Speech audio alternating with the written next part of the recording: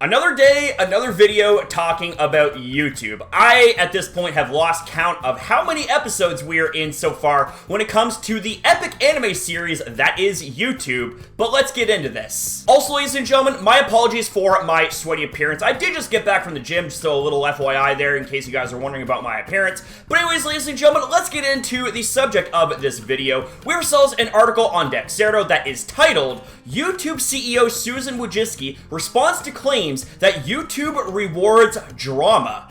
Sounds and tastes like a spicy one here. Let's get into this. In a discussion with influencer turned interviewer Anthony Padilla, YouTube CEO Susan Wojcicki addressed the concerns of rewarding harassment and toxicity egged on by drama channels. It's not uncommon to see content creators across the internet complaining about YouTube's constantly shifting policies and treatment of traditionally taboo topics. But one of the most prominent issues that comes to light is harassment and slander campaigns. YouTube has a rich profile of drama channels who often report on the goings-on between high-profile influencers and other trending topics, but some of these channels have been criticized for appearing to encourage harassment against other creators. Longtime YouTuber Anthony Padilla brought up this concern during a June 23rd interview with YouTube's CEO Susan Wojcicki, who claimed that the platform is working to discourage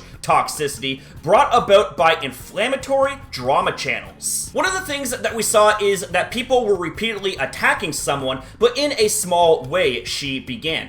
The one person doesn't feel like the one jab is contributing to this much bigger damage, Padilla interjected. That's why we actually then started to implement policies around that and have a variety of different steps, whether it's demonetization or having a strike or losing a channel ultimately, Wojcicki replied. We don't want to see creator-on-creator harassment. As for when drama channels actually express legitimate concerns over potentially harmful or illegal activity, Wojcicki claimed that YouTube does remove the offending parties from the platform if the allegations are found to be true.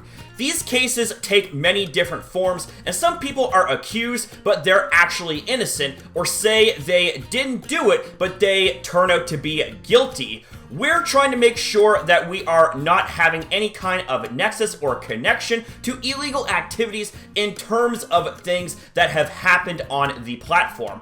Ultimately, Padilla's interview with Wojcicki revealed one thing in striking clarity. YouTube's inner workings are far more complicated than some critics make it out to be, and the platform does make efforts to listen to its creators on important topics, even if it doesn't always seem that way. Alright, so now it's time for my thoughts here, and I want to open things up from the top by saying that I do not encourage or endorse harassment of any kind whatsoever. However, I do need to make this very important, solid as a rock clarification that criticism does not equal harassment. So let's get that right straight out there. Now, I actually want to quote something here from this article, but some of these channels have been criticized for appearing to encourage harassment against other channels. Well, let me counter that here by saying that appearances and reality isn't always one in the same. They are vastly different at times. It may appear to be harassment if you made a video to critique something or someone, but the thing is that you have to look at the deeper scope of the video. Is it actually harassment, i.e. insults, bullying, threatening, doxing, things of that nature, or does it contain actual valid criticisms with facts and evidence to back it up? That is something you gotta ask yourself here. Now, I also want to touch on the part where it says concerns of rewarding harassment and toxicity egged on by drama channels. Let me make this very, very clear, is that it's not necessarily YouTube that is rewarding these type of channels. It's just a matter of life. It's a formality, because the thing is that when drama is involved, or when you have videos that address topics that pique the interest of said viewers, they're naturally going to get lots and lots of attention and lots of views.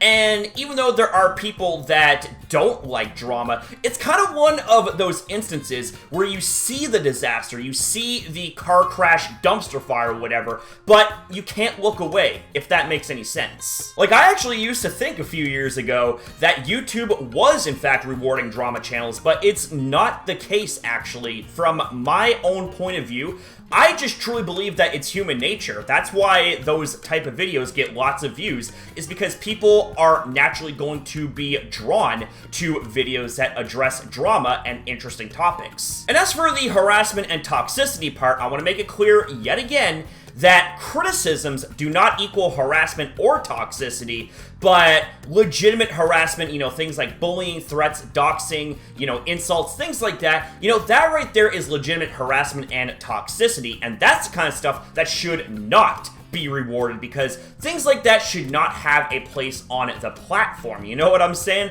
But something as simple and straightforward as videos that have criticisms of something or someone, that's not necessarily harassment or toxicity. So the thing is that when it comes to that part right there, I guess it all boils down at the end of the day to opinion and the eyes of the holder. But in my honest opinion, criticism is not harassment. In fact, I don't really say it's an opinion, it's a matter of fact. Now, this subject right here actually does raise a little bit of concern, not just for my channel, but also for other channels too that make videos that call out / criticize something or someone within reason, because here's the thing, is that harassment and toxicity is often lumped in with videos that give valid criticisms.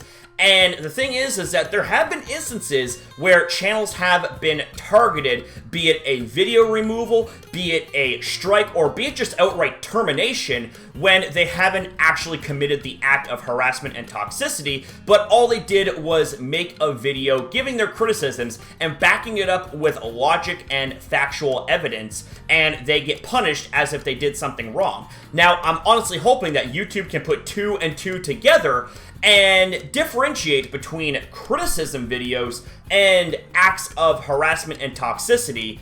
I really hope that they are able to do that, because I don't want to see channels go down because of videos that have criticisms in it and no harassment and toxicity. But anyways, ladies and gentlemen, that's going to be a wrap up here for this video. I just kind of wanted to bring this to your guys' attention, and I want to get your thoughts in on this as well. So thank you guys very much for watching. Thank you very much for your time as well in viewing this video, as well as all of my other content. I appreciate you guys up and down the boards. You guys are fucking legends as per usual. Have yourself a damn good one, and as always, I'll see you guys in the next video.